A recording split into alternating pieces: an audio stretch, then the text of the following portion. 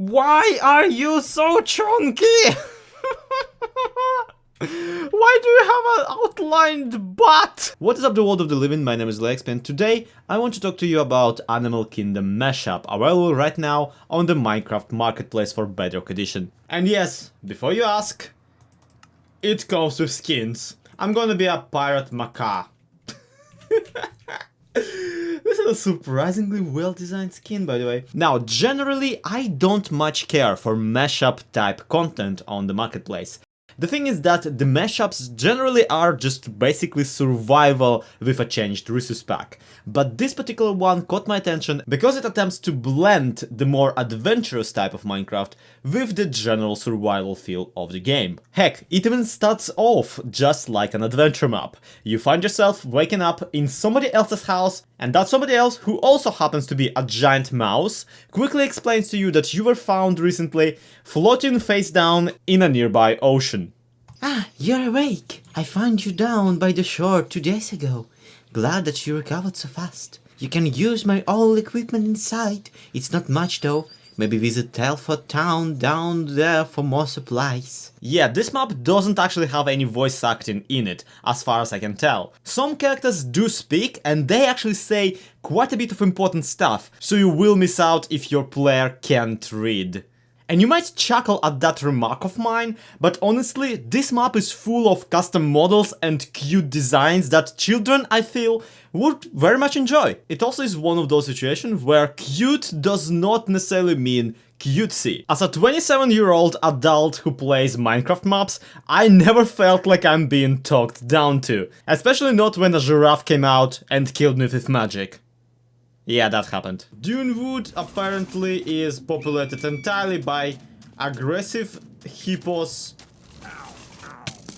and unfriendly giraffes. Basically, every mob in the game is retextured and remodeled, making them basically unrecognizable. Your only chance of figuring out what sort of enemy you're fighting against is when they are attacking you. So I take it that this is the local equivalent of an iron golem. Yep, sure is. It actually led to a funny situation where I assumed that the tribal hippos, who are replacing pillagers in this version, were friendly because one of the skins you can apply to yourself is a tribal hippo. Needless to say, they were not. This leads to this mashup being disconnected enough with the regular Minecraft that you feel like you're exploring an uncharted territory. Despite you already consciously know all of the rules of the game, you're still really pumped to discover, say, a fortified pirate ship populated by killer monkeys. Or a castle with wizard foxes who throw potions at you. This is the funniest interpretation of a creeper that I have seen in a very long time. Not even regular animals look the way they do in the regular Minecraft. I mean, I can tell, but I also am laughing my butt off. Onwards, Buttercup! There's mischief to spread! Though as per usual with custom models, some glitchiness is still there. See, on one hand, Ravagers are elephants, and that's amazing. On the other hand, I really don't want to kill elephants! The cartoony, high-resolution textures of the overall world help with the immersion immensely. However, the real MVP of the entire map, in my opinion, is the background music.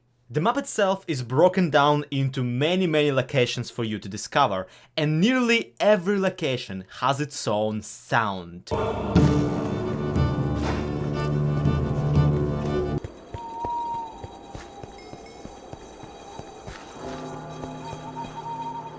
Some of it is straight up theme music, some of it is just background noises like the sound of seagulls, the quacking of frogs, that kind of stuff, and it seriously helps a lot. In this game where I'm generally obsessed with creating my own builds, this map made me actually believe in the world around me and explore it as I would something like, say, Breath of the Wild.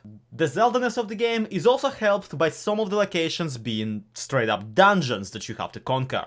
And oftentimes the reward at the end is not just a better gear that you could have gotten by simply mining. Oh no, this map has some actual story and actual adventuring in store. A shiny talisman found in secret places of the island. The collector of all 40 of them will be able to claim himself ruler of the kingdom. Enter the Sacred Fountain, the most unique and also the most useful part of this map. There are 3 new mechanics associated with this location, and all 3 of them make you want to explore the animal kingdom even more. First, that's the main goal of the game. The Sacred Fountain itself is a place you're supposed to bring 40 of the rare treasure shells, enchanted with the luck of the sea. This will grant you the kingship, and for some reason proclaim you the ruler of the land. To prove you are the right successor to our kingdom, you must know the secrets of these lands. The shells are scattered across the entire island in secret chests in the rare treasures. To help you locate them, you're given a special purple shell. When placed on the ground, it will point towards the nearest of these shells.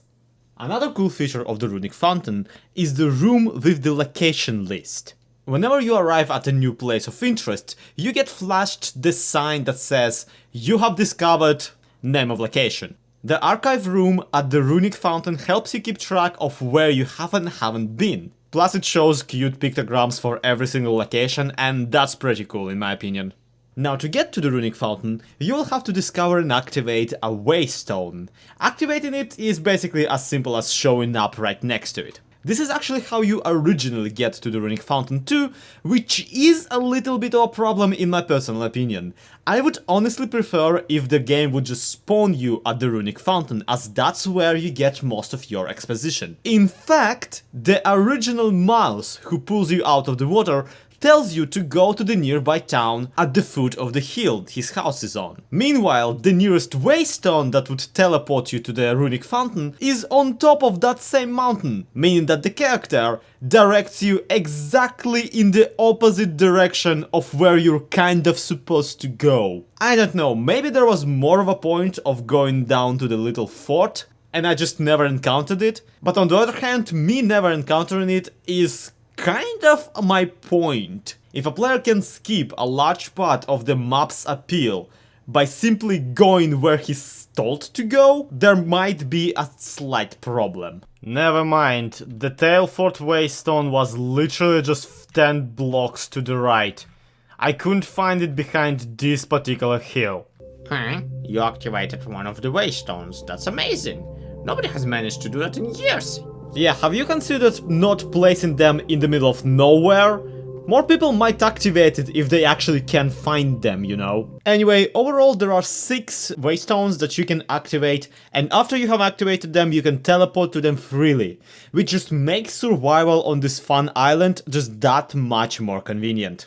After I did discover the hub, as in the Runic Fountain, I was actually absolutely in love with this game and couldn't stop myself until I explored most of the island. You can more or less do everything you could in the regular Minecraft. Even the Nether is untouched and still there.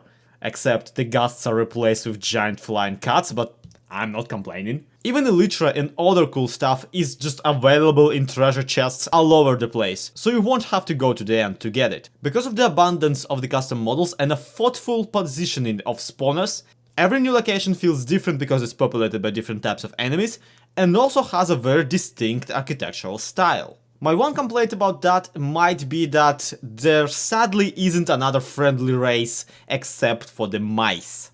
You're not gonna kill me, are you? Oh no, you will, you definitely will.